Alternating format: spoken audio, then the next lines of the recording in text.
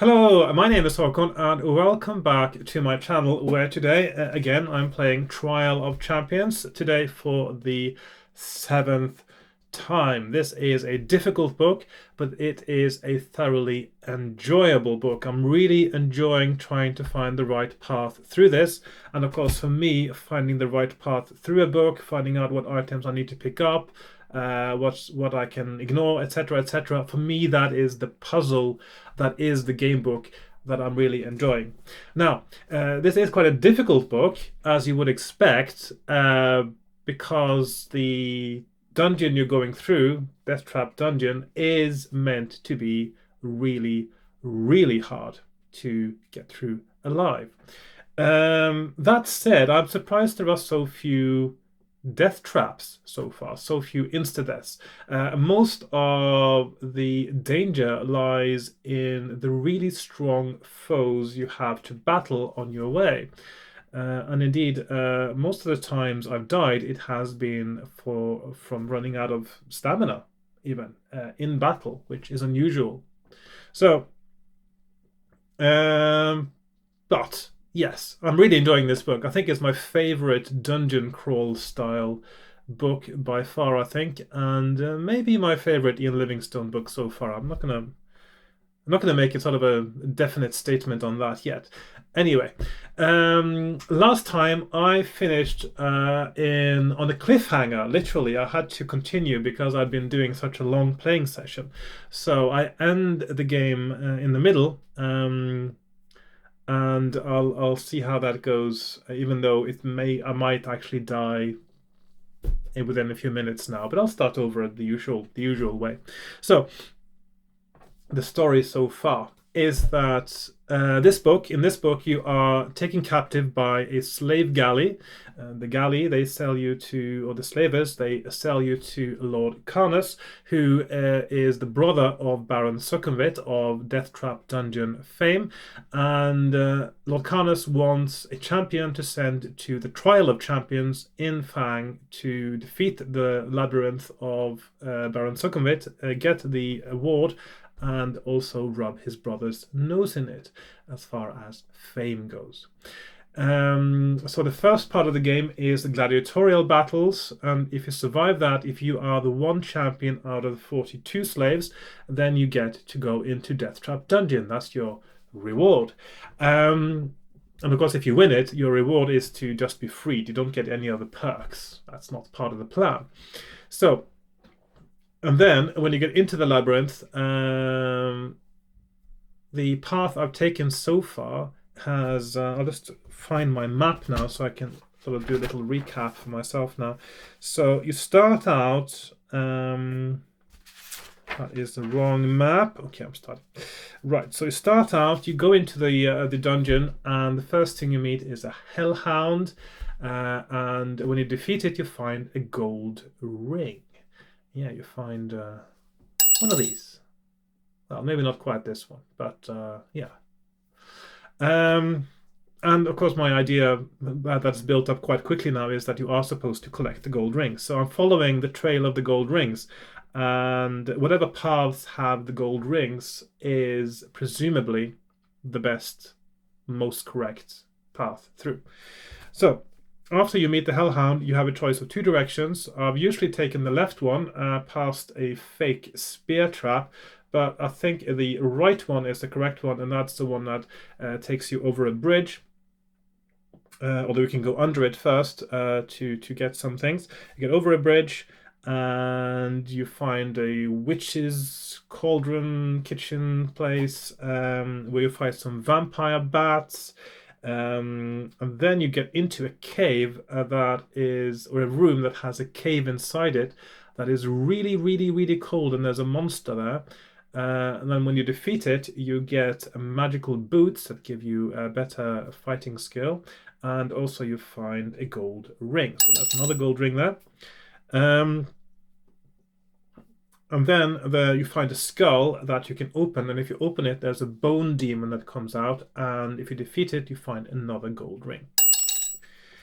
So, and then you are, let's see, then you move on to, just see if I can find the right place now. I've not done my map properly here, it looks like. Then you find a magical broadsword. And then you get to a place with 2 skeletons, and they ask you a riddle, or one of them asks you a riddle.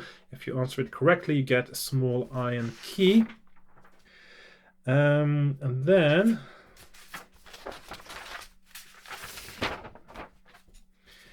you get to a place where there is a door you can go into, or a room you can go into, but then you teleport further ahead in the dungeon and you miss important bits. So that's the wrong path. But you can go and talk to a Lich Queen, a quite scary-looking undead, who gives you a challenge to put on a gauntlet of pain.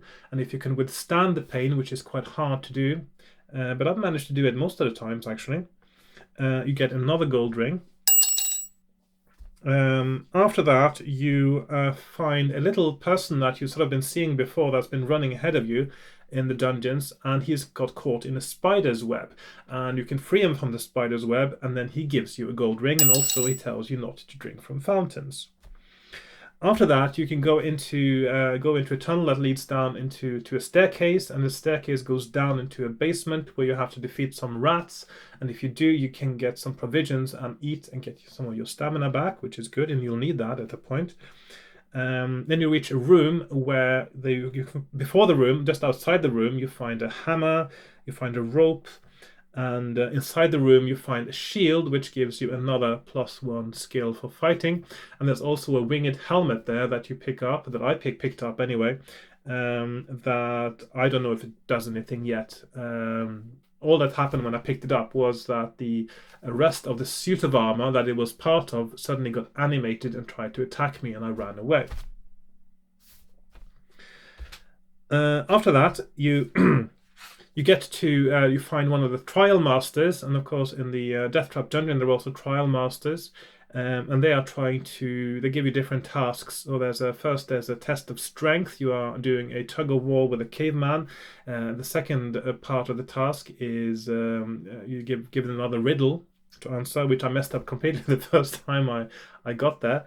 And then there's a trial of combat, and you have to fight the trial master, and that's quite a nice combat because it is not based on dice roll in the normal way, but it is a paragraph choice battle where you have to say, are you going to attack, are you going to defend yourself, are you going to attack high, attack low, etc. And I quite like that way of doing combat, or a combination of dice rolls and choices. I think is the ideal way of doing combat in a game book. So once you get past that, you have to pass those tests, and then you're allowed to pass on, really. You don't get any rewards for that apart from staying in the game. After that, you meet an undead king whom you defeat, of course. If you have a hammer, it's easier because he is very hard to attack with a sword. And then the next part of the game, then you get another choice of going left and right again. And this is where I've always taken the right path before, but this time I tried the left one. And in the left one, you go down into a pit and you find another gold ring. You have a chance of getting more stamina back when walking through some very vile-looking mud. But I also lost 2 luck because I accidentally found a cursed amulet. And then you meet the Chaos Champion, who is also one of the contestants of the game, and you have to defeat him. But when you defeat him, you get a clue that is part of, I presume, part of the end game, and also he has another gold ring. Did I mention all the gold rings? I'm not sure I mentioned all the gold rings, but and then after the Chaos Champion, you go down into another tunnel, and suddenly there's lots of zombies on one side of you. I'm talking wall-to-wall ambling zombies running after you.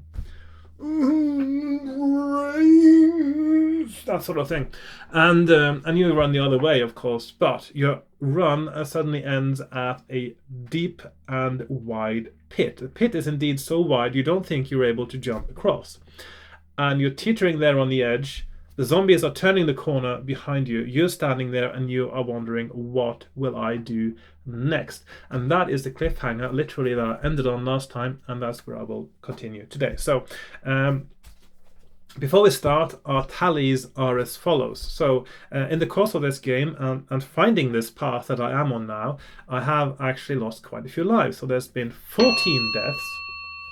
And also last time I started counting rings, because the rings are really important. Although last time I did miscount because I kept forgetting the first ring you find at the Hellhound's Den, which is easy to forget. So the count of rings, the number of rings I've got at this point of the game is 7. So 7 gold rings, 14 deaths. My character has a skill of 12, but for combat purposes I've got 14. He's got a stamina of 20 left. He's only got a luck of 6. It would have been really good at 8 if he hadn't lost those 2 points by finding that cursed amulet. So at least I know not to do that next time. I've picked up quite a few items. I've got some nuts and berries I picked up, although I'm sort of suspecting that maybe Ian Livingston forgets about those, because they should have been able to be eaten at any time to regain stamina. I've got a bone medallion. I've got a red powder in a phial. I've got boots that give me +1, boots of speed, give me +1 skill. A magical broadsword, small iron key, an iron file, a rope. Or did I use the rope? I think I used the rope and left the rope, so I don't technically have the rope anymore. I've got a hammer. I've got a vial of anti-poison. I've got a shield that gives me +1 skill. I've got a mirror, a wooden whistle, and a bone horn. And that is where we now start. So I'm going to move the camera view now down to my desk, and we'll just get started, I suppose. Let's see. So just get my book for the transition. Ta-da!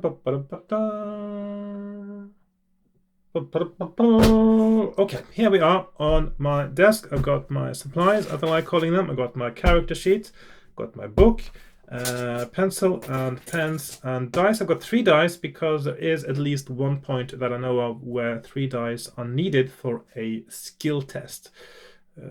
So yeah, at the moment I don't need the 3rd die. I'm just going to keep these 2 here. And we are starting on paragraph 288, it looks like. Let's see what happens here. So these are our friends here, the zombies. Well, when I say friends, yeah, you know what I mean. Not really friends. But. The tunnel soon ends at an iron doorway. It opens easily and swings shut behind you.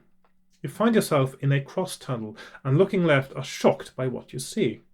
With vacant, hollow eyes staring from their sickly white faces, a large group of zombies is shuffling towards you. Their clothes hang in rags and their pallid skin is scarred and peeling. The door has no handle on this side of it, and there are far too many zombies for you to take on. You have no option but to turn right. Turn right. Turn right. You run on ahead of the zombies and soon arrive at the edge of a pit, which looks too wide for you to jump across. The zombies come into sight and you realize that you are trapped. If you fight the zombies, turn to 185. If you try to jump across the pit, turn to 347. Now, it looks like I just feel that there are too many zombies for me to fight, and it already says so right here. Do I stand a better chance of jumping, is my question. I'm just wondering. And it is wide, but do I actually know how deep it is? Might there be a secret bridge like in Indiana Jones in The Last Crusade? Is it a leap of faith? So, I have decided, I thought about this since yesterday, when I did my last playing session. I don't always post these the next day after playing them. I usually have a few days between, but sometimes I play a few days in a row. I played yesterday, and I'm going to try to jump, is my decision. So yes, I'm going to jump. Okay. You run as fast as you can towards the pit and hurl yourself across the black void.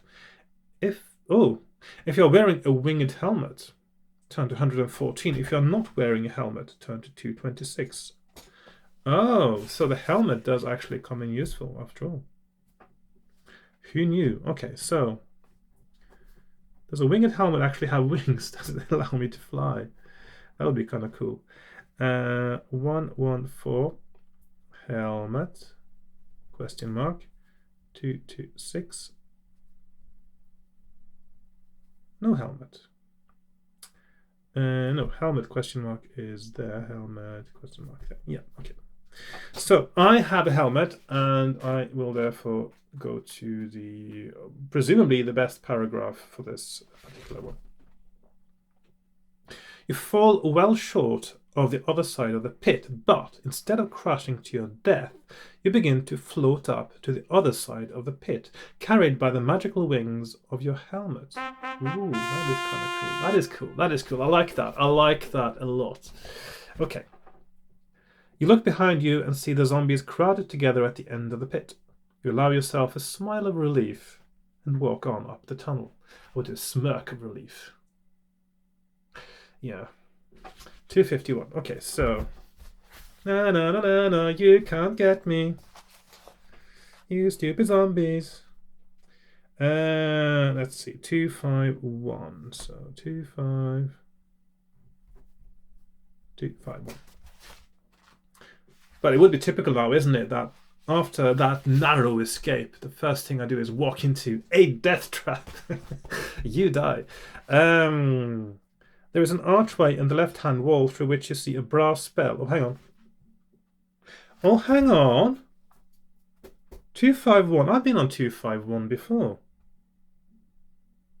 So this is the same pit. If you go the other way, and you turn left here, and you get to a pit that it says is really wide, and you asked if you want to jump or if you want to go back. That is the pit. That is the same pit.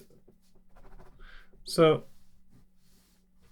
I have now gone, instead of going this little way here, I've gone all the way around here, and I've gone to the same place here, which means I do not miss the gold ring at the bell, which I was worried I might do.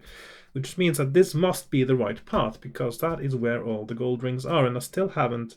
There are no gold rings here in this bit, which means that this is the correct but difficult, very difficult path. Okay, so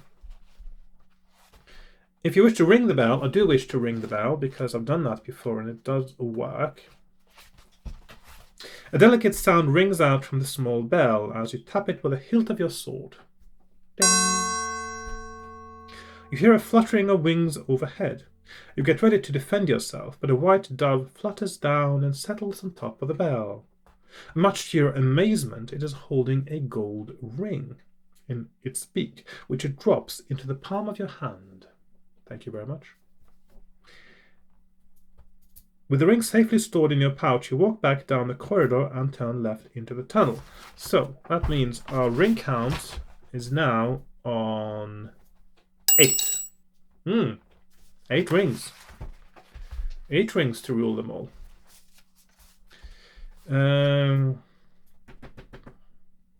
8 rings for the champions underground, maybe. I don't know. Right, so 333. Nice number. The tunnel ends at a T-junction. Looking left, you see that the way is blocked by a pile of rocks. To your right, you see a wooden door some 20 meters down the tunnel. If you wish to investigate the rock pile, turn to 96. Now, what happens if you investigate the rocks? You find a door eventually, and if you open it, it's dark, but you see something is written on the inside of the door, and you go back to the corridor to get a torch, and you use the torch to light up the inside of the door, and it says set 1249. So let's just pretend that I did that now, because I don't have to read that all out to you again, which I've done before. So I've got 2 clues. I've got set 1249 and I've got set 2358. I have got both of those clues in this playthrough, which is essential, I think, because I presume this is part of the end game, and you need these paragraph numbers in order to win.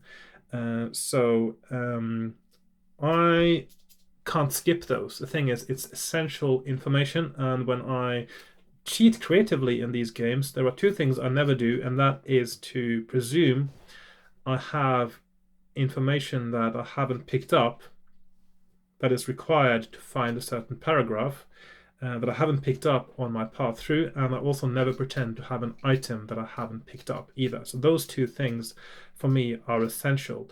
I may cheat pragmatically at battles and things like that and take a step back from insta-deaths, but I will never cheat when it comes to finding the right path. I will not allow myself to win a game, as it were, without having gone through a path that is correct, and including finding the clues and the items that are needed for that victory. So I've seen that now, and that means I go to 375. From the other side of the door, you hear the agonized cry of a man in pain. If you wish to open the door, turn to 168. I'm getting really close to the end bit there now. Now, I think last time, when I got to this bit, I'll get to that. I'll get to that when I get there. Okay, so 168. The door opens into a large room with a massive stone face carved into the black wall. No, into the back wall, not into the black wall, although the wall might be black.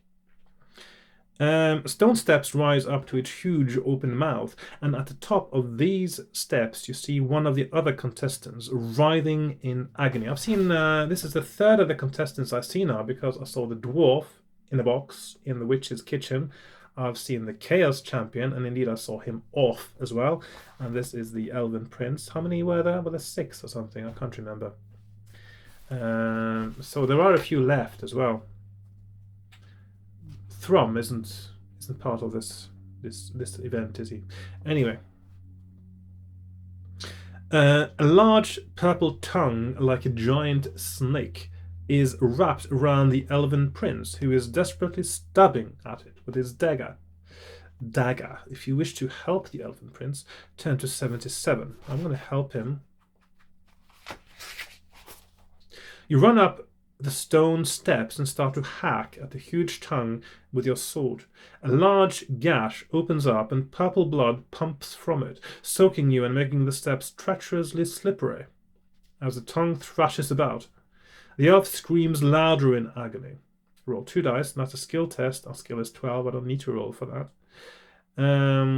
Go to 245. Sometimes it's a bit boring to have 12 skill, but in this book you actually need it to win, it looks like. So I like having a certain risk of not making a skill check, actually. So 11, I think, is my favorite skill value overall, but in some books you just can't do it with 11. In the confined space with a stone mouth, you manage to keep your balance. Turn to 8. As you lunge again, the elf falls silent, the life squeezed out of his body. The tongue releases him and retracts down the cavernous throat. You drag the elf out of the mouth, although there is nothing you can do for him now. You are beginning to wonder what to do next, when suddenly the elf's eyes open. With his dying breath, he whispers, "Thank you for trying to save me. You didn't have to do it." Actually, it's dying breath, isn't it? "Thank you for trying to save me. You didn't have to do it, because we both know that only one person can walk out of here alive. It won't be me now. Take what I have and walk into the mouth. If you can overcome that dreadful thing that surprised me, I think it's the right way to go." His eyes close again and he exhales for the last time. In a bag tied to his waist, you find a small jar of grey paste, which has a very sharp aroma. Knowing the ways of elves, you are certain that the paste will have healing properties, and so you decide to dab the contents of the jar onto your wounds. And this doesn't make any sense if you're not wounded at this point, which is possible, by the way. But I am, so for me, it actually does make sense to get back up to 24. I'd lose out on 2 points there, because it says add 6 stamina points. You also find in the bag a small bottle of blue dye.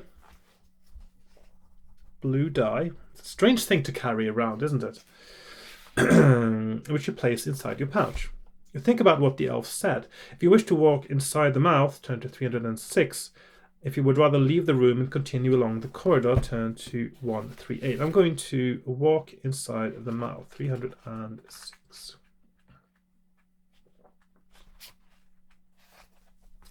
As soon as you step inside the mouth, the hideous tongue coils out to ensnare you, but you are ready for it with your sword. Tongue, skill 5, stamina 6. So I've got a 9 skill point advantage, which means I probably don't need to roll more than his numbers. See, he can't touch me. If you win, turn to 85. You climb over the bleeding tongue and see that steps descend a long way down. You can just make out the faint voice of a girl singing. If you wish to go down the steps to investigate, turn to 364. If you would rather walk back out to the tunnel, turn to 138. Now, the last time I said that he was a fool to think that this was the right way through, but imagine for a moment he is correct. I do remember when I get down there is a tunnel that passes through the other end. It's just really hard to get past. So this is one of those places where I might die. So let's see what happens. He didn't have any rings. That's not very good, is it? He's got all this far. He hasn't picked up a single ring. Slacking.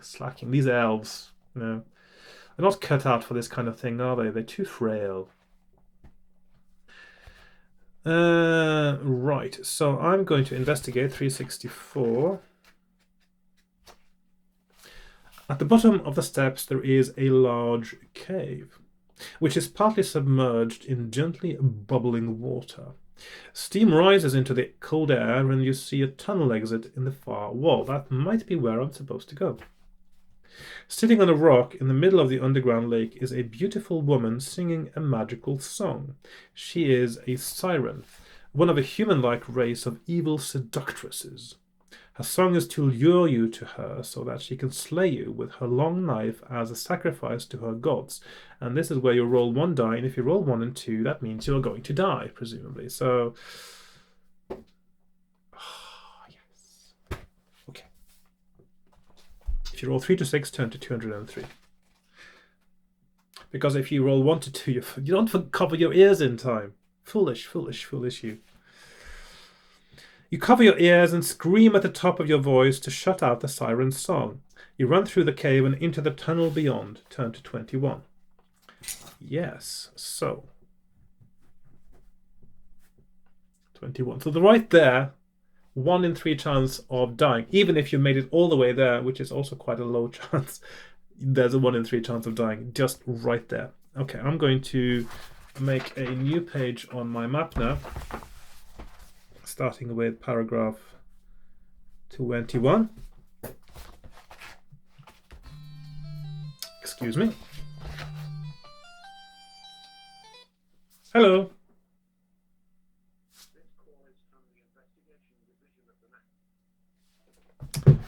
Fishing call. Okay.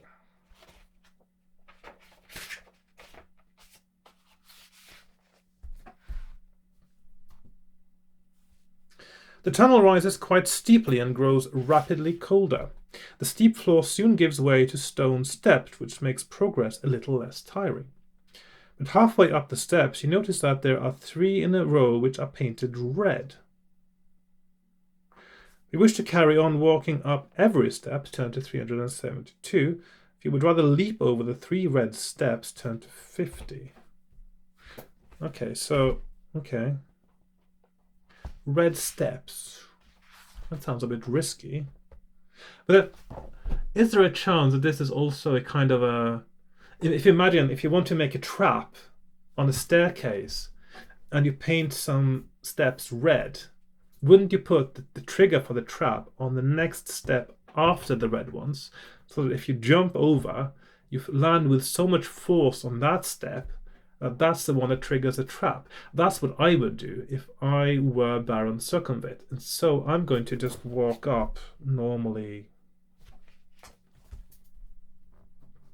I'm just going to damn 372. Each one of the 3 red steps emits a flow of healing vibration. Add 3 stamina points, plus 3 stamina. There's quite a bit of stamina to be regained, actually, a few places in this game, if you survive long enough. But you don't get much luck back, though, so that's a bit risky. The luck is the one you really run out of. With renewed energy, you bound up the remaining steps, turn to 141.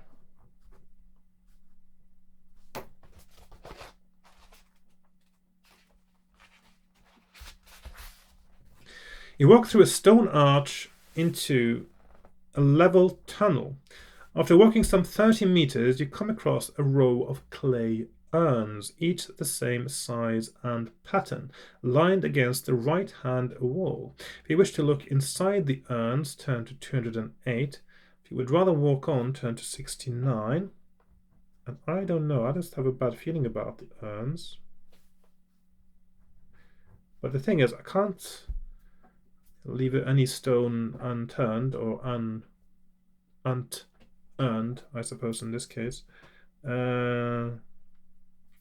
So I'm going to examine the urns, aren't I? Because, yeah, I like living dangerously. The first urn is empty, but as is the second, but the third one contains a purple cloak. Purple cloak. Will you put on the cloak, look in the 4th and 5th urns, leave the urns, and walk on? So, 53. So we've got 1, 4, 7 urns, more urns, 53 cloak. Or leave and go. You know what? I'm going to try on the cloak. It's cool to have a cloak, isn't it? The cloak is made of a special material which has fire-resistant properties. That could come in handy. Add 1 luck point. So plus 1 luck. Okay, so our luck is now up to 7, which is serviceable. If you now wish to look in the 4th and 5th urns, turn to 147. If you'd rather walk on, turn to 69. Oh, shall I look in the 4th and 5th urns? What if there's a gold ring there? I can't miss the gold ring. I'm going to open the urns as well. The 4th urn is empty and the 5th urn is half filled with dried flowers and grasses. If you wish to empty the urn out onto the floor, turn to 241. If you would rather walk on, turn to 69. So 241. Okay, I'm going to empty it out, see what happens. After emptying the urn, you begin to sift through the flowers and grasses. Test your luck. Yeah. Test luck. So if you're lucky, if you are unlucky. Okay, so 1, 9, 8. Lucky. 33. Unlucky. And I was lucky, so I got 198. The dried flowers and grasses are used as a nest by a poisonous redback spider. Oh, so that's what would have happened if I had... But luckily you see it crawling up the stem of a poppy and crush it underfoot. There is nothing else hidden in the flowers and grasses. And you walk on up the tunnel. So I lost the luck point there needlessly, which means that I do not need to do that any next time I play past here. So... that presumably means that if you're unlucky, you get bitten by the spider and you get poisoned. So that would be quite bad. Okay. I do have anti-poison, though. I mean, yeah, I do. 69. 20 meters further along, you come to another door. The door is painted black and has a large brass ring as a handle. If you wish to open the door, turn to 182. If you would rather keep on walking, turn to 109. So we have... 109 or door 182. So door, walk on. So well, obviously I have to check out the doors, don't I? Can't not check out the doors. The room is empty except for a large bronze statue of a six-armed woman dressed in decorative silk and mounted on a marble plinth. The idol is holding a brass lamp in one hand and a curved sword in each of its other hands. White smoke drifts up from 4 silver pipes placed around the idol, which could become kind of poison gas, I suppose. If you wish to take the lamp, turn to 311.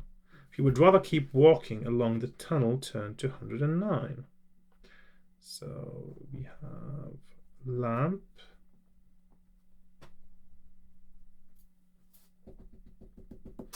Well, I'm just going to try to take the lamp. What's the worst that could happen?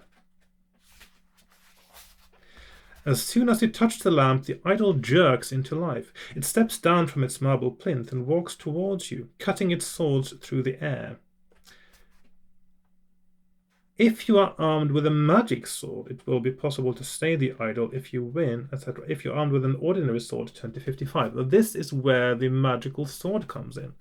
So if you hadn't found the magical sword, you would have been dead here, obviously. So 55, no magic, and 262. Okay, so magical sword, question mark. 311, that's not possible to read at all, is it? It's very illegible on my maps, aren't I? But it's good to keep your maps illegible because it keeps some of the mystery alive. If you look at them again, you can't decipher them, and so you have equal fun trying to make your way through the game book again. Okay. Yes, I have to fight this deity, or this idol, I suppose. So I have, at the moment, for combat purposes, 14 and 24. And this one has 9, 6. I've got a 5 skill point advantage. I'm only rolling for myself if I need to now. So 2, no. Down to 4. 5, no. Can't. 2, okay. So yeah. Terrible. And for someone with 6 swords, that's terrible fighting. Okay. So I win and I go to 262. Once again, you pick up the lamp, hoping for something wondrous to happen. You rub it vigorously. Nothing happens, but you hear something rattle inside. You take off the lid and find a gold ring. So there's a gold ring here. Gold ring. You drop it in your pouch. Okay, so that's gold ring number 9. Ta-da! You leave the room and walk along the tunnel, turn to 109. Okay, there we are. Lovely. So that was definitely something you have to do then. So you need the magical sword and you need to do this encounter to get all the gold rings. So let's say 9, 5. Okay.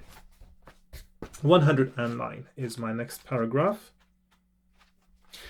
The tunnel eventually ends at a T-junction. Looking right, you can see a bright glow in the distance, and looking left, you see that the tunnel ends at a door.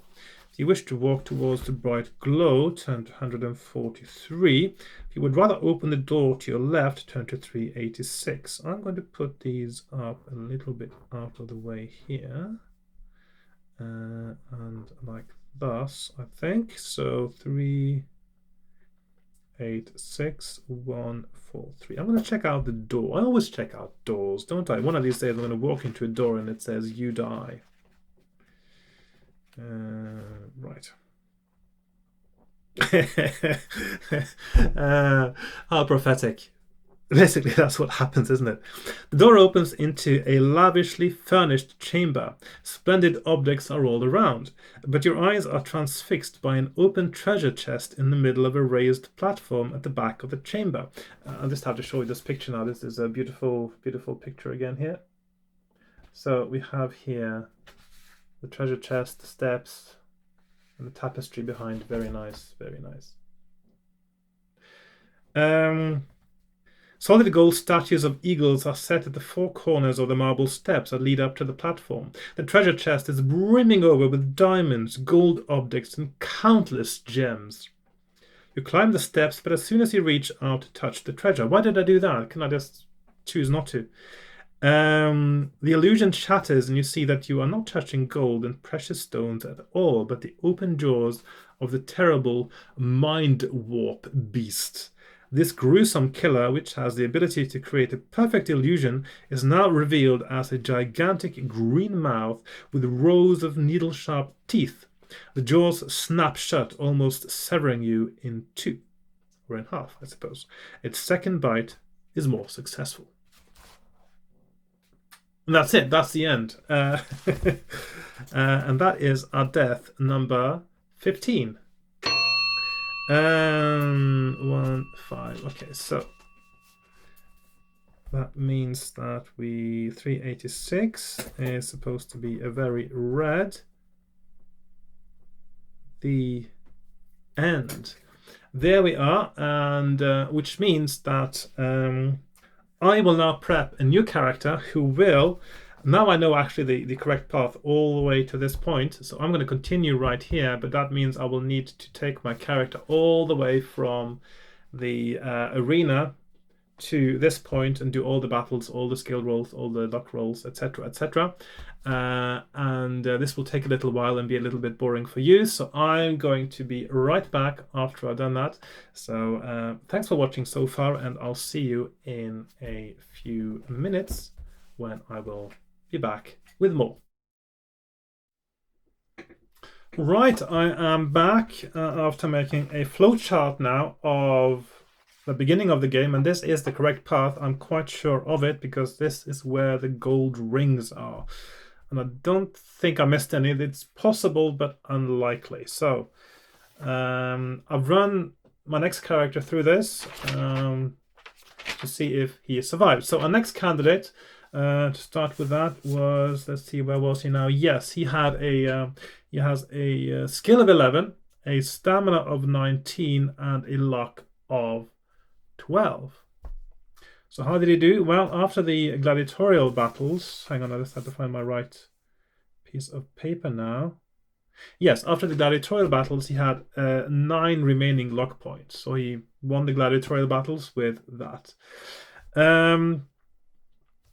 So he survived that far. So how did he do once he got into the dungeon itself? Well, he went in, he got the first gold ring from the Hellhound, and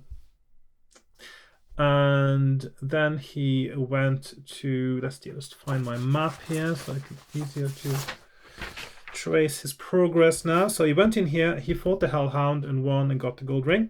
Then he went over here and got the bone medallion.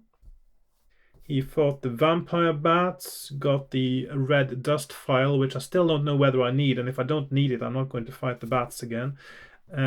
He went in to fight the Cold Claw, I think it was called, wasn't he, the monster? Yes, Cold Claw, the one in the freezer. And,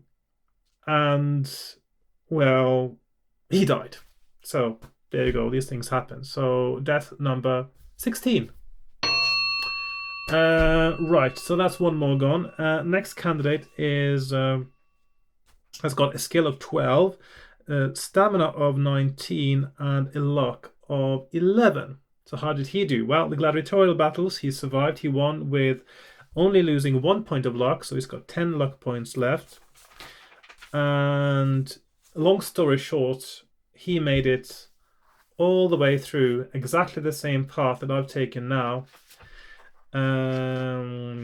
Finding gold ring, 2, 3, 4, 5, 6, 7, 8, and 9 gold rings altogether.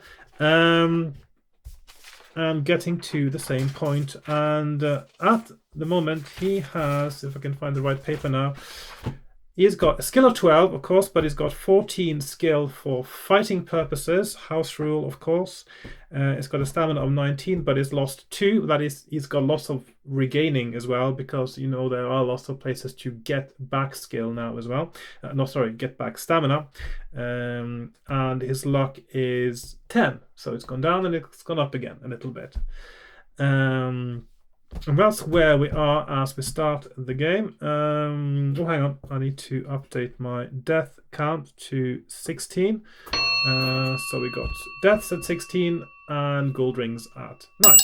Right, so let's move things out of the way, because that means we are back here just before we picked the wrong room, the wrong door to open for the first time. I suppose there had to be at least one, didn't there? So... at 109, so we are going to walk on towards the bright glow, which was the other option there, and go to 143. So let's see how this goes. The tunnel ends at an archway which is mounted with dragons' heads made of iron. Flames shoot out of their mouths continuously, making a wall of fire across the archway. Now, didn't it say that the cloak I found was flame retardant? This might be just the ticket. So, if you wish to run quickly through the archway, turn to 370. If you would rather walk back down the tunnel to open the door, that's quite clever, isn't it? You have something that looks like a trap and leads you back into another trap. Dastardly. Okay. Right, so... forward or back to the room that is a death trap. So I'm going to, in that case, 370, I'm going to run quickly through the archway with my cloak protecting me. Keeping your head down, you run through the archway as fast as you can. If you are wearing a purple cloak, turn to 16. Yes, I am. If you're not wearing a cloak, turn to 101. So, no cloak, which probably means death, burned to cinders, or cloak. So we are going to see 16, cloak, or 101, no cloak. But we have a cloak. We always have a cloak when we get to this point. We'll be dead or have a cloak. Okay, so the heat from the flames is intense, but the fireproof cloak protects you completely. Once through the archway, you find yourself in a cross passage. Are we focused, by the way? Just double checking now. Yeah. In a cross passage. Looking to the right, you see nothing of interest down the long tunnel, but to your left, you see something hanging down from the ceiling. You decide to investigate. Turn to 88. That's Ian Livingstone deciding for me to investigate again, isn't it? Oh, well, he's the one writing the book. I suppose he gets to call the shots every now and again. As you get closer, you see that a rope loops through the hook in the ceiling and that a wooden box is suspended by it, well out of reach. The other end of the rope loops through a hook in the floor and back up to a wooden block where it is fastened by iron bands. An axe is sticking out of the block and an inscription on the blade reads "Rope Cutter." Cut the rope with your axe. With the axe, cut the rope with your sword or ignore the rope and walk on. Now, there was a clue that, of course, I did pick it up once before. There's if you decipher the runes in the room with the armor, where you have the winged helmet and the shield, and the armor can come alive, then it says, do not trust the word of axe, which doesn't really make any sense at the time. But when you look here, and it says rope cutter, so I do not trust the word of axe. So that means I should not cut the rope with the axe. But does that mean I should not cut the rope at all? That's a different question, isn't it? So I'm thinking I should be able to cut the rope, just not with the axe. 41 sword. No, 41 axe. 149 sword, or 388 ignore. So I am going to try to cut it with my sword. Must still be a trap though, but One blow from your sword cuts the rope in two. The wooden box crashes to the floor and breaks apart. Lying inside the broken box, you find two brass hands from a clock. Hoping that they might be of use to you, you place them inside your leather pouch and walk on. That looks like the right option then, doesn't it? So, clock hands. So I'll put that on my character sheet as a new item. So I've got two brass clock hands. Okay. Turn to 388. So 388.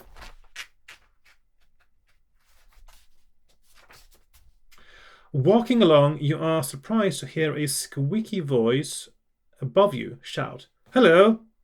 You look up and see a small face staring down at you from a grill in the ceiling. "I'm hungry," the little man says. "Give me some food and I'll tell you a thing or two about somebody you're bound to meet." He drops a cotton bag down on a piece of string in hopeful anticipation. If you wish to give the little man some nuts and berries, well, they did come in handy then. Okay, so we didn't forget about them. Okay. Turn to 309. If you would rather walk on without giving away your precious food, turn to 58. So, two options. I'll just put them on the sides here now, like so. So nuts and berries, 309. 39. I'll just put nuts, and 58. Walk. So I'm going to give away my nuts and berries to this little fella. There we are. You drop a handful of nuts and berries into the bag and watch it disappear through the grill. The little man smiles and says, "The hunchback is a liar." Then he disappears and you are alone again. So we have clue. Hunchback is a liar. Yeah, we'll see how that goes. Maybe that's useful. Okay, so 58, which I really should put up there, come to think of it. Go that way. So 58. Let's see where we get on now. Walking along, you step on a stone which triggers an unseen trap. Iron bars drop down from holes in the ceiling in front of you and behind you. You strain to lift them but are unable to move them, and they are too thick to bend. If you are carrying a file in your pouch, turn to 106. If you do not possess a file, turn to 396. So this is essential item, of course, and you pick that up where you find the rats in the cellar, in the storeroom. So file. That is interesting that that's an essential item. So you do not just go down to fight the rats if you need stamina. You do go down regardless. So there seems like there's only one true path through this at the moment. So two options. I presume if you don't have a file, this is where you die. So 106 file 396 no file. So 106. You take out your file and begin the long and laborious task of fighting through two of the iron bars. It takes an hour to escape from the cage, and that's quite ambitious, isn't it? An hour to grind through bars. It probably would take longer than that. It takes an hour to escape from the cage, but at last you are free. Walking quickly along the tunnel, you are surprised to see a painting of Baron Succumvit hanging on the wall. If you wish to take down the painting and inspect it more closely, turn to 314. If you would rather walk on, turn to 228. So 228, walk on, or inspect painting. Now, the last time I inspected paintings, there's been a few paintings in fighting fantasy, hasn't there? There's famously, of course, the portrait of Zagor in Warlock of Firetop Mountain. There's some really interesting paintings in House of Hell. So there's always interesting stuff. And Citadel of Chaos, was there some paintings as well? I think there was. I always like inspecting paintings. Okay, so 314. Painting. So I'm going to have a look at the painting.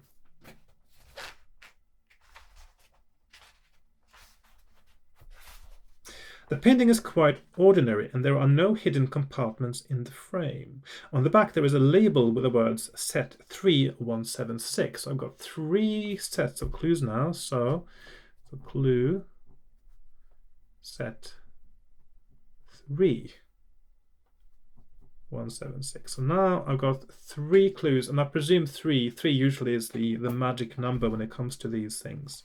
So that means I got all the 3 clues I need. Set 1, let's see, where is it now?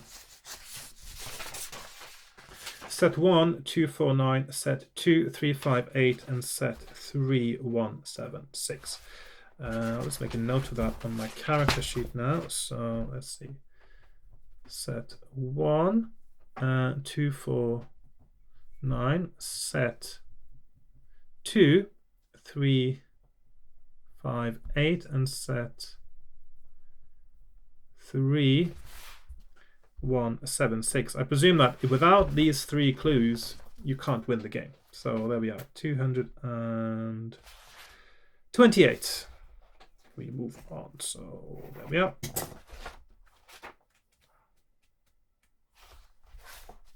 The tunnel turns left up ahead, and you hear the sound of grunting and heavy breathing coming from round the corner. You walk quietly up to the corner, peer round, and see an ugly creature with long claws and sharp teeth, punching the wall in anger. It is the largest and most savage of all the trolls, a fearsome hill troll. You decide to try to creep by the troll while it is preoccupied. Test your luck. Why should I do that? I could just fight him. He's the one I accidentally fought before when I was supposed to go the first time when I was really tired, and I was supposed to go to a different paragraph, and I just rolled for the troll instead and I died. Anyway, test luck. Yes, I'm going to write this down on my map now. So test luck, and 2 options, of course, 1 and 2. And so we have 381, 81 lucky, or 79 unlucky. So that's luck. My luck is 10, not too bad, and I'm lucky. My luck goes down to 9, and I go to 381. There we are. The troll is so engrossed with punching the wall that you are able to slip past it unnoticed. Keeping close to the wall, you walk quietly on up the tunnel. Turn to 211. So let's put 211 right there in the middle. So I feel I'm getting closer to the end now. After another 30 meters, the tunnel comes to a dead end. There is no sign of a secret passage. So you turn around and are surprised to see another of the contestants stalking you. It is the Eastern Warlord, his torn battle dress stained red with blood, intent on murder. It's not really murder, is it, if you're killing someone in here, though? It's all part of the game. It's a fight, not and somebody dies. With his sword raised high, he steps swiftly and surely towards you. So he has a skill 10, stamina 9. So here we are. So I've got, at the moment, for fighting purposes, 14, 17. He's got 10, 9. I've got a 4 skill point advantage. He rolls 6, I roll 7. Yeah, that's a good start. 7, 7. Oops. 7 again. 4. Yes, that's still me hitting him. 11, 6. So that is, he gets 1 hit in. 6, 5. He's got 1 stamina left. And finally, he rolls 7 and I roll 9, and he is dead. If you win, turn to 354.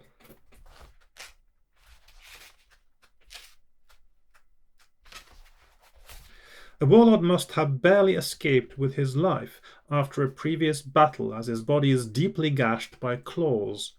Oh, so he met the hill troll, maybe. And he has no possessions with him other than his sword. You decide to leave him no rings. These people are slacking. You decide to leave him and walk back down the tunnel, but you bump into an invisible and immovable barrier. You have triggered another trap, and there appears to be no way to escape, no way of escape. If you possess a phial of red dust, okay, so that comes in handy too, which means you have to go into the witch's kitchen and you have to kill the bats and you have to pick up the red dust as well. I wasn't sure. I've not been sure about whether that was essential or not, but now I am. So, red dust question mark. So that means we have our options. I'll just put them over on the side there. So 2, 3, 8, yes, and 3, 3, 0, no. So I do have my red dust. 2, 3, 8. Remembering the disappearance of the old crone who sprinkled dust on the floor, you decide to try to do the same in a desperate attempt to escape. You uncork the phial and empty the contents onto the floor. Smoke rises up and you feel suddenly as though you are spinning in a black void. Seconds later, you find yourself standing in a small empty room. There is an iron door which is locked and has no handle.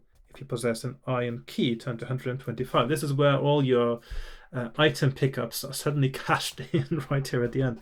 Okay, so key, question mark. And that is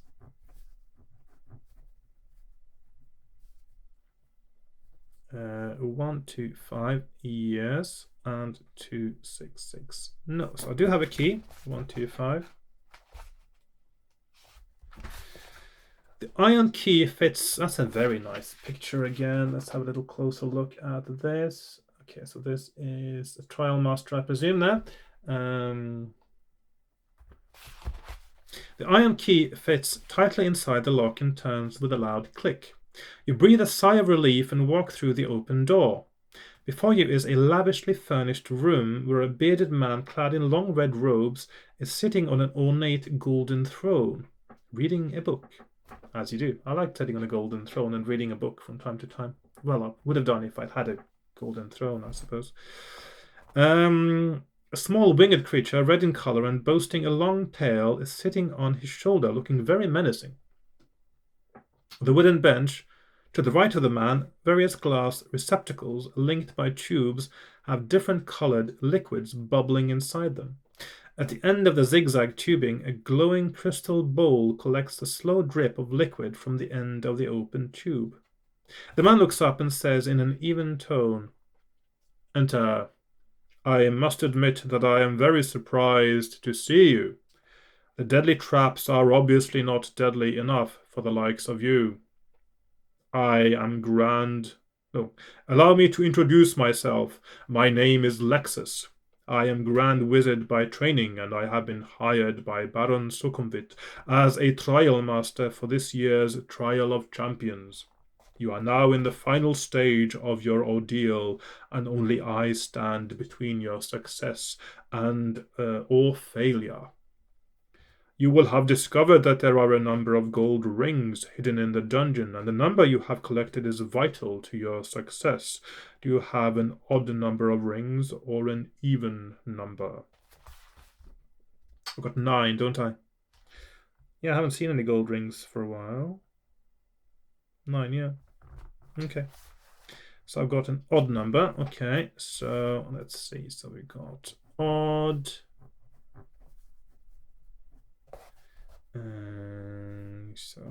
Let's see, 11, 3, 6, 7. Even, odd. I suppose it's a bit strange starting to ask about the odd or even, but I suppose that it's a way to tell whether you got the right number or not, I suppose. I've got an odd number, I go to 11. The old wizard looks at you quizzically and says, "Now, tell me exactly how many gold rings you have. If you have 1 or 3, turn to 278. If you have 5 or 7, turn to 92.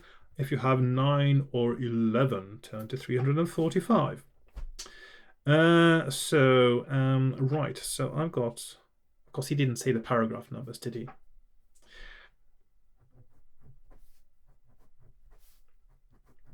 So I suppose if you say you got an even number, you also give an options here, so it makes it harder to cheat, I suppose. Maybe that's part of the game here.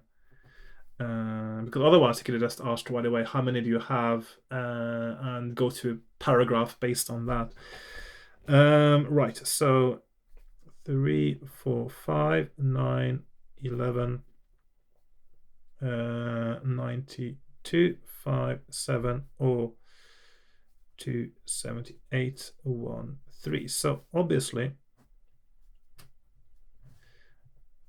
11 sounds like a very high number. Are there 11 rings? Have I missed any rings? I've only got 9. Anyway, 345. The trial master tells you to place the rings on top of the bench. If you have 9 rings, turn to 35. If you have 11 rings, turn to 392. Okay, so I suppose if you now say you've got 11 rings and there aren't 11 rings, then you'll be caught cheating, wouldn't you? Right, so 35, 9, and 3, 92, 11.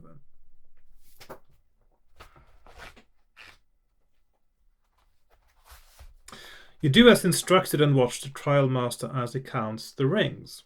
So far, so good, he says. Now, if you will follow me, we'll proceed to the next stage. He gathers up the rings and leads you to the throne he was sitting upon. He gives you back the rings and tells you to sit down. There is a panel divided into 9 squares, 3 by 3, in the arm of the chair, with each square numbered between 1 and 9. Now I want you to place 3 rings on 3 of the numbered squares in order. Ah, I see. If you know which squares to place the rings upon, turn to that reference. So the first set is what I'm after now. The first set, which is set 1, 2, 4, 9. So let's see, so 9, I'll just put the options now. So there's a don't know option. I'll just put that back there to 86. Just for being comprehensive now. And then I'm going to secret paragraph. Set 1, 249, yeah, 249. So 249. The old wizard smiles and says, "Well done. And now the next 3, please." If you know the second sequence of numbers, turn to that reference. Again, if you don't know, go to 286. Set 2 is 3, 5, 8. So I'm going to do that down there. 3, 5, 8. 3, 5, 8. You must have made a thorough search of the dungeon. Baron Sukhumvit saw that nobody would be able to do this. Anyway, the last 3, please. If you know the last sequence of numbers, turn to that reference. Although, of course, that's obviously now the numbers that aren't part of these 2. So you could have deduced the third one by knowing the other 2. So set 3 was 176. That's actually right next to it there.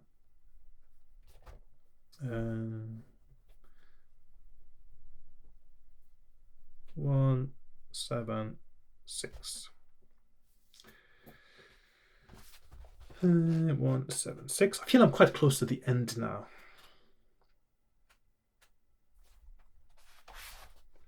Let's see. I'll just need to restart my camera. Right. Incredible, says the old wizard. Who would have thought it possible? Never mind. Stand up and follow me. He leads you through a doorway into another room, which has bare stone walls and is empty except for a long case clock standing against one of the walls. You notice that there are no hands on the clock face. On the wall opposite the clock, there are 4 levers numbered 3, 6, 9, and 12. The wizard mutters a few unintelligible words to his familiar, which then flies off his shoulder and begins to circle over your head. You watch as the creature grows steadily bigger until it has a 2-meter wingspan. Now I must leave you to fend for yourself. says Lexus, as he leaves the room, locking the door behind him. As soon as he is gone, the fire imp swoops down to attack you, spitting fire, although it doesn't seem to have a fire attack here. So, fire imp, skill 9, stamina 4. Okay, so.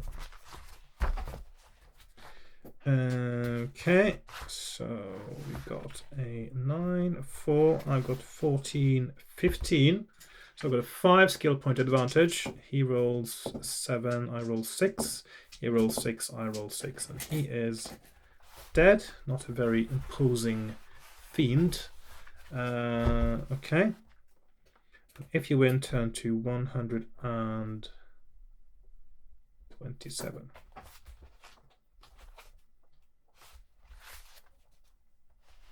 Oh. Well, he was maybe more imposing than I thought. Before you can even get your breath back, the corpse of the fire imp starts to metamorphose before your eyes. A tall red-skinned creature with large leathery wings, horns, and cloven hoofs. Oh, it's the guy from House of Hell who's back. Stands before you. Flame shoots out from its nostril, and it carries a whip in one hand and a flaming sword in the other. Now you must fight the vile fire demon. So we got a 10, 10. The fire demon does not only attack with its flaming sword. Throw 1 extra die every attack round. On a roll of 1 or 2, the fire from its nostrils will burn you for 2 points of damage to your stamina. On a roll of 3 or 4, its whip will lash you for 1 point of damage to your stamina. On a roll of 5 or 6, both the shooting flame and the whip will miss you. That is really, really, really tough. That means I have to use luck to speed up this combat, really. So he has 10, 10, and lots of special. That is actually a very unfair battle, I think. Okay, so he rolls 7, I roll 8. So, okay, I win the first round. I want to use luck to do extra damage, so I roll 4. And my luck goes down to 8. He's down to 6 stamina. But then I roll a d6. I roll a 3, which means I get 1 extra point, 1 point of damage. So I'm down to 14. Right. Next round, he rolls 7. I roll 6. Okay, so I'm fine. He's down to 4. And I roll an extra die. Here I roll a 2. That is 2 points of damage. I'm down to 12. Oh, this isn't the last battle, is it? I can't presume, I suppose. He rolls 2. I roll 7. Okay, so he's down to 2. I think, should I save? I'm going to save my luck now. He rolls 2, which means I take 2 points of damage. Final round, perhaps he rolls 9. I roll 8, so he is dead. And the single die rolls a 1, and I again take 2 points of damage. So down to 8 stamina. There. Okay. So I win, and I go to 303. Expecting yet another hideous creature to rise up, you are relieved to see the fire demon become engulfed in its own flame and turn to ashes. That's nice. You walk over to the door as it is both locked and bolted. Suddenly the clock starts to tick loudly, and the 2 bare walls at either end of the room start to close in, making an unnerving grating sound. Will you call out to the wizard, pull the brass hands on the clock if you have them, or pull a lever? Put the brass hands on the clock if you have them. So I'm obviously going to put the brass hands on the clock, I suppose. So I don't know how much is left now. Maybe I should just do another page. What do you think? So I'm going to go up here and start, unusually actually, page number 6 of my map, FF21 number 6. And we have here 300, where were we? 303. So we got options. Call out to the wizard. That sounds like it's not a good idea, really, because this is part of the test, obviously. So 81. Hands. 220 call, or 48 lever. Now I'm going to put the hands on the clock. Start with that. You take the brass hands out of your leather pouch and fit them onto the socket in the center of the clock. The time now displayed is 3 o'clock precisely. You turn to the levers and deduce which one must be pulled. Turn to 48. So, levers 48. You stare at the levers and make your choice. Will you pull lever number 3, number 6, number 9, or number 12? Now the question is, what am I trying to accomplish by pulling the lever? Will the lever change the time on the clock? Am I trying to pull the same number that is on the clock, like 3, or am I trying to add it up to become, for instance, 12? So really, the most realistic options, I think, is lever number 3 and number 9. But of course, I could be wrong. I mean, that's just one possible reasoning for what I'm supposed to do now. 1, 2, 3, 4. And now I am so close to the end that it will start getting a little bit boring doing this over and over again, that quite possibly I will save my game now and do a do-over. If I will do a do-over, I think, if I fail this one and just say I'll lose 1 more life, I'll have 1 more death, and then continue from here with the same character and the same stats, because it will be start getting a little bit of a hassle now doing all the things from the beginning. So I will start with my reasoning that I haven't got any number clues besides the one I've already got. I've only got do not trust the hunchback. I haven't met the hunchback yet. I will go with my theory that maybe you need to add them up to 12. So I'm going to start with number 9, so 158.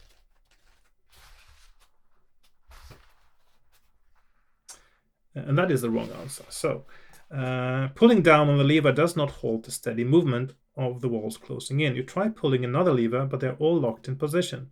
You try wedging your sword between the walls, but it quickly snaps, and moments later you are crushed to death. So that is the end, the wrong answer. So 3, 6, 9, 12. Then is the other logic, which is that if you don't have the hands of the clock, you wouldn't know what time it pointed to. So then 3 is actually the more obvious answer when you think about it. So I'm going to go with 3 and go to 377. You pull... Oh, I forgot. Yes, another death. When you pull down the lever, the front panel of the long case clock swings open to reveal a secret passageway out of the room through the back of the clock. You just manage to squeeze through the open panel, and moments later you hear the sound of splintering wood as the clock is crushed between the closing walls. You follow the winding passageway until it ends at a T-junction where it meets a main tunnel. If you wish to go left, turn to 232. If you wish to go right, turn to 319. So let's see, that means this is the correct one. These other ones are all wrong. And we've got 2 options. Turning left, 162, and 251 for turning right. Right, so left or right? I'm going to go left, 162. And again, saving my game, I suppose, now, because, yeah, I feel like I'm really close to the end now. You soon come to the edge of a pit which looks too wide for you to jump across. Hang on. Haven't I been here before? Oh no, this looks so familiar now. 251. Did I read the right paragraph now?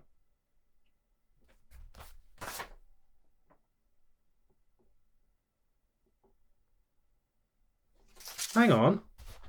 Did I just walk in a circle? I've been here before. This is exactly the same. Hang on. That can't be right. 377. Did I read the right paragraph there?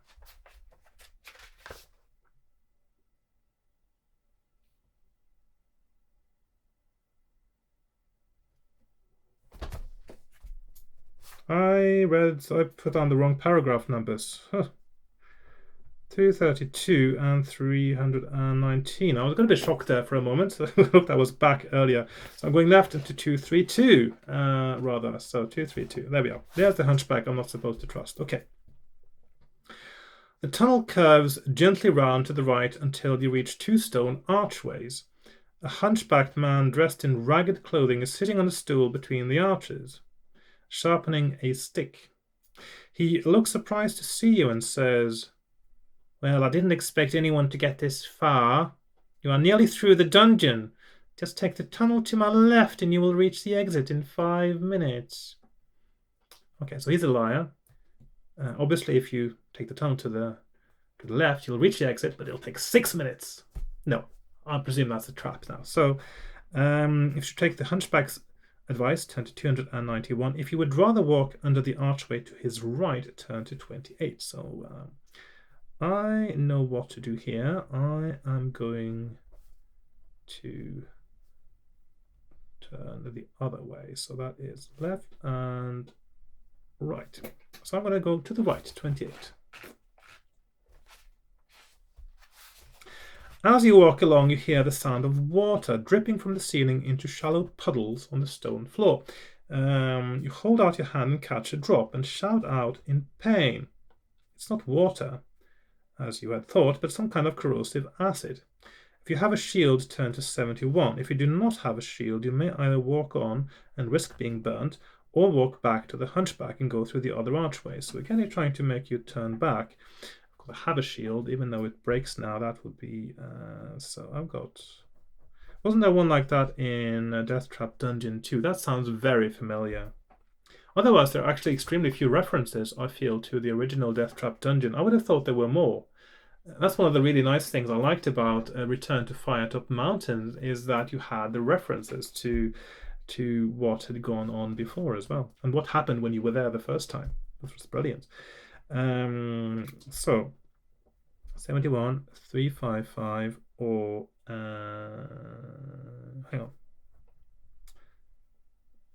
That's the wrong paragraph reference. So 71, 335. So shield on and the back. Okay, so 335. Okay, so I'm going to I have a shield and I will use it. So 71 is what I will do. Holding the shield over your head, you walk along the dripping tunnel unharmed. At last you see daylight at the end of the tunnel and walk quickly towards it. Turn to 188. 188.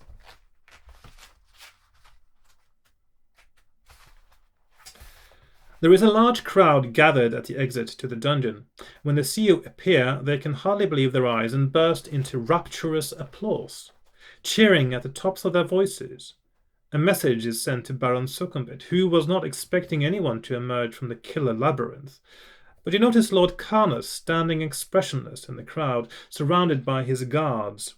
Hate wells up inside you, but you are too exhausted to think about avenging the slaves of Blood Island just yet.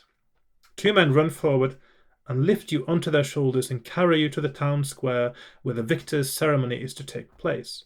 You are carried up a platform and set down on a cushioned chair, while various servants tend to you, bandaging your wounds and giving you special healing potions to drink.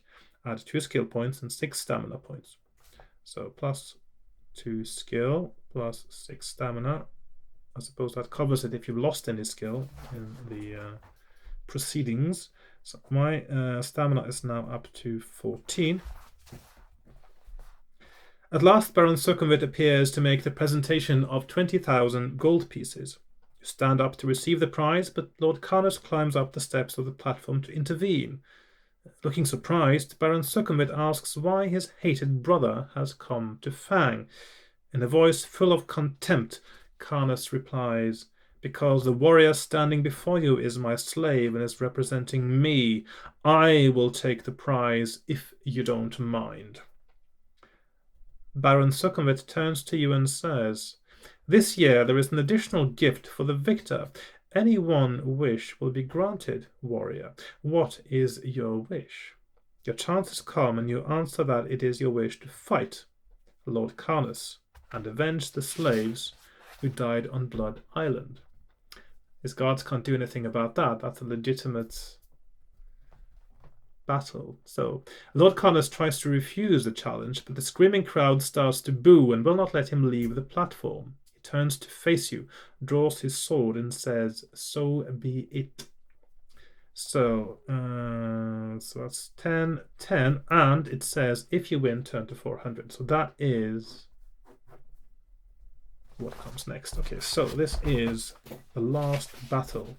So I've got 14, 14. He's got 10, 10. It looks like an open and shut battle, but you never know. I've got a 4 skill point advantage. He rolls 11, I roll 7. That's a draw. He rolls 9, I roll 11. He's down to 8. He rolls 6, I roll 4. He's down to 6. He rolls 11 again. I roll 9. He's down to 4.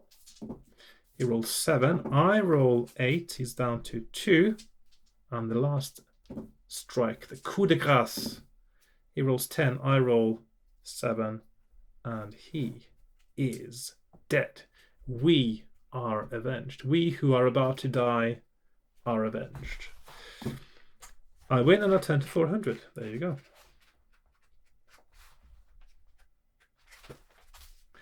To the wild cheering of the crowd, you are handed your victory prize by Baron Sukhumvit. Such a huge sum of money is more than you could ever dream of, let alone carry. For the next week, you recover from the ordeal and begin to enjoy yourself once again. You start to think about what you are going to do with all the money. A wild idea crosses your mind to hire an army and conquer the unknown lands to the east of Moonstone Hills.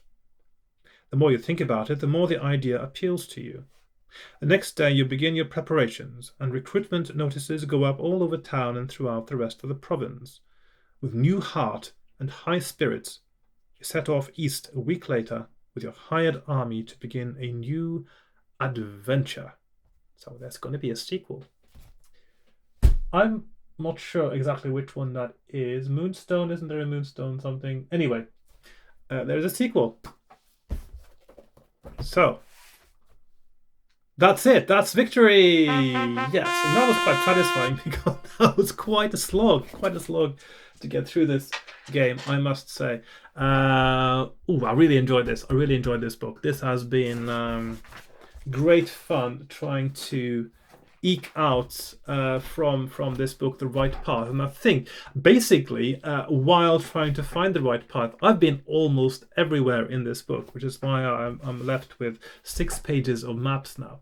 And I really like that about a book, that through consecutive playthroughs actually makes you find almost everything and you get all the flavor of it.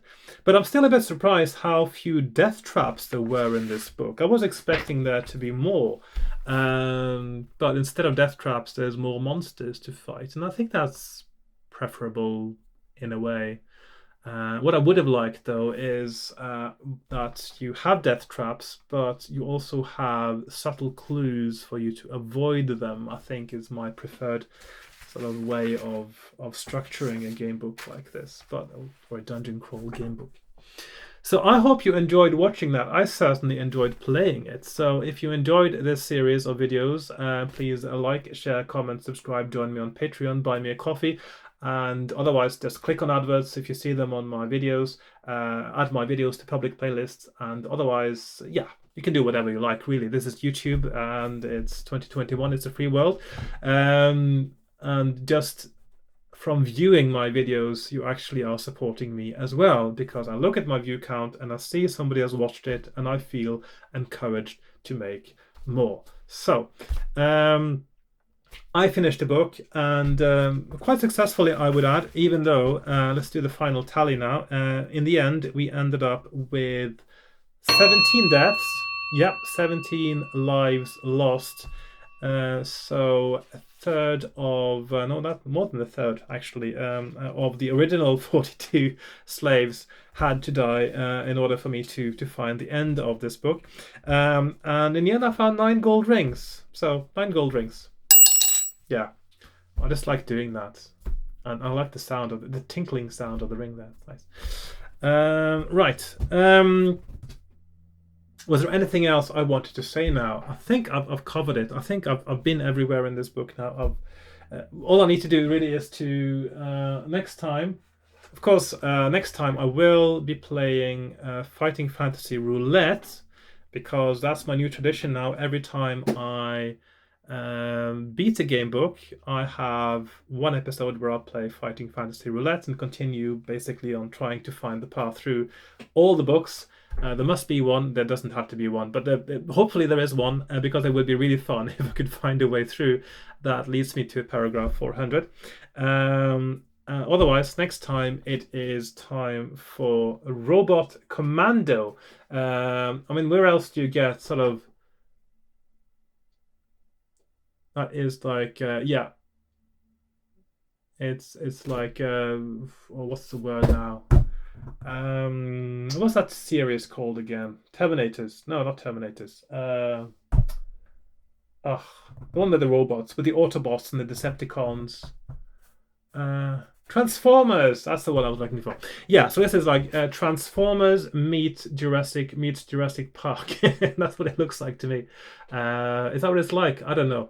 Also, if you look at the neck of that dinosaur, it is twisting more than 180 degrees almost, and it would have been broken. Okay, but never mind.